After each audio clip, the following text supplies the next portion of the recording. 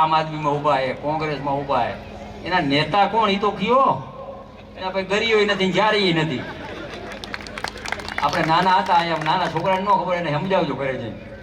એટલે કહેવાનો અર્થ છે કે હું અહીંયા 55 રોડ હાકડો હતો આગળ, 120 મકાન પાડી અને પોળો કર્યો.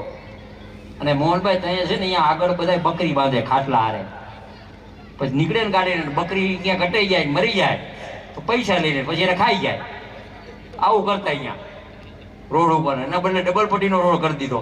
એક આમ આદમી પાર્ટીના નેતા બોલ્યા હતા કે રાજનગર આખું મઢી દઈશ, 20% હું પૈસા ભરી દઈશ.